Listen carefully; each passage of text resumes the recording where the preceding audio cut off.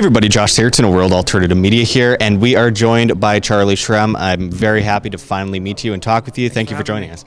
So, you've been through a lot over the last several years. I wanted to hear from you for our audience, for the sake of our audience, what it's like, first of all, to have such incredible success and then deal with prison and then get out of prison and start over again. What are your rules for success coming from someone who's had to deal with some serious struggles in your past few years? That's a very good question, especially in crypto where you have the opportunity to work with a lot of different people and it's based on trust. What I've learned over the years is that you're never going to make everyone a win. You're never going to win for everyone, right? You're never going to please everyone. But if you try at least to maintain integrity and trust, whereas if you're involved in a token sale with someone or you're doing something, you're trading with someone and they lose money, right? And maybe it's your fault, maybe it's not your fault. You can't always prevent that. But, Chao Dong was talking now, he spoke earlier, he had a situation where he had investors and he had a crazy $8 million liquidation and he lost a bunch of money for people. He paid everyone back, So as long as you try to always be in communication with people, if you owe someone money, you talk to them, if you help people out, that always comes back to you in a positive way. People are willing to trust you again another time because they know that if it happens, you'll be willing to help them out. And so when I got out of jail, I had a lot of people that were willing to trust me and let me try again. And it was really great because a lot of people had a lot more faith in me than I had in myself. And it helped a lot going through that whole process. There is a culture of dependency that we see in a lot of places. In the crypto space, we have solutions, but we also hear all the time from, especially millennials, I'm saying that as a millennial, we have a lot of people that will say, well, I'm a victim. Everyone else is successful and I'm not because I'm a victim. And it becomes this culture of dependency that, people don't strive for success. How important is it to, push away all the bad things that are happening in your life and look forward at what you're going to do next? Victimization is one of the most used traits for people that are in prison, whether they're good or bad people. You also see a lot in drug users. You see it in a lot of people that need to rationalize their own behaviors, right? They use that I'm the victim approach. And listen, we're all guilty of it. I'm definitely guilty of it myself. I do that to rationalize things in my own head, but it's very difficult to do. Someone told me, I forgot what it was, he said there's a great thing to do whenever you're worried about something, when something that you're worried about, like a negative thing, you always use the 10-10-10 rule. And I try to remember to use it where it's, will this negative thing that's happening, how is it going to affect your life in 10 minutes, 10 hours, and 10 years? And when you think about that, it's 10 minutes, oh, it's going to be really shitty. But 10 hours, okay, maybe not as much at 10 years, probably won't even remember it. It's a good rule to follow, and it helps with the negativity that you're dealing with. Absolutely. So many people perpetuate their own sorrows by focusing so hard on it instead of what's next. And I wanted to ask you about this recent crypto market as we record this today. I'm super excited about it. I'm super excited because we're finally seeing some volatility, but a lot of people, we're going to see a lot of people, not handle the situation well. I wanted to ask you a bit about this because as we speak, I think Bitcoin's down about 11-12% over the last 24 hours. Everyone's so focused on making money fast instead of focused on the reason that it exists in the first place. Can you go into a bit of the reasoning why people shouldn't be so freaked out about these massive dips? I give a lot of talks at a lot of conferences, and most of my talks are focused on this one topic that I do, which is you have to remember the why in order to understand the what.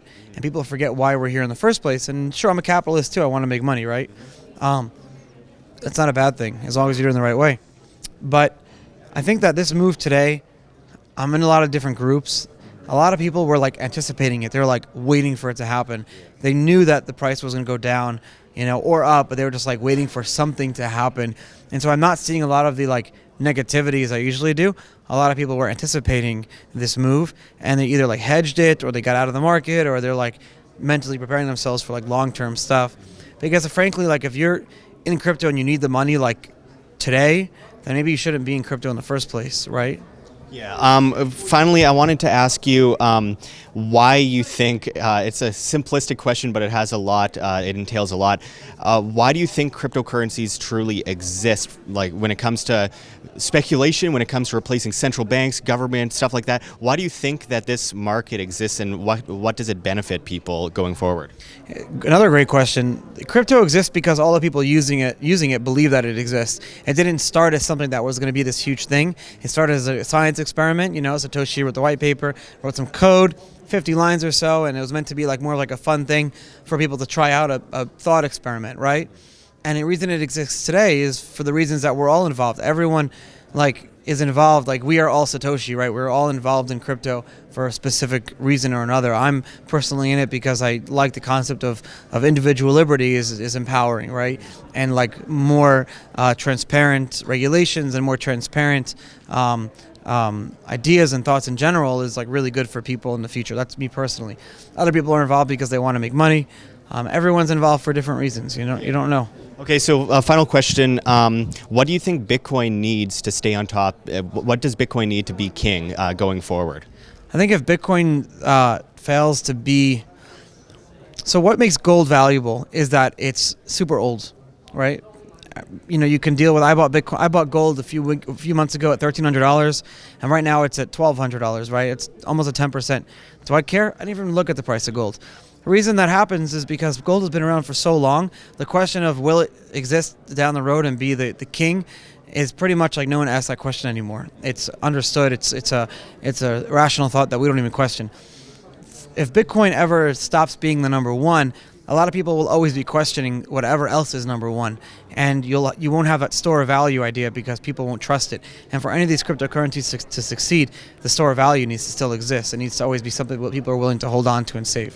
Yeah, scarcity, use case, and demand, much like gold, has been based on for so long. I really appreciate you speaking with us today. Thank you. Like what you see here, OM? Don't forget to check the links below. GoFundMe, Patreon. We can't do it without you. Any donation is very much appreciated, especially as we are so vastly demonetized and censored on YouTube, as these guys come in and flag all of our content as hate speech. Also, check out our Bitcoin address below as well as on the screen for you to scan if you please. And also check us out at steemit.com. We're at Josh Sigurdson. It's a future of social media where you get paid in the upvote of your post in cryptocurrency. Steem, that is. So make sure to check us out there. Make sure to join us at Anarchapulco 2019 with people like Ron Paul, G. Edward Griffin, of course, Jeff Berwick, Vid Jedlicka.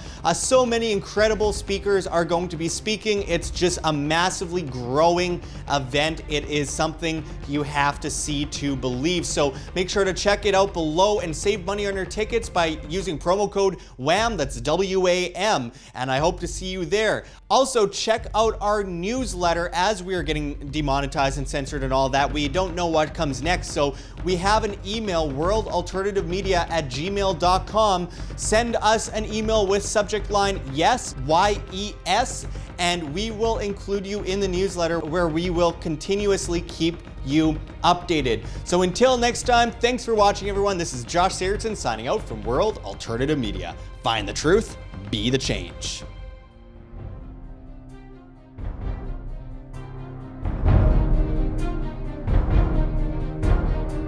I'm sure you have already changed people's minds in your young age because you're involved, and I like that.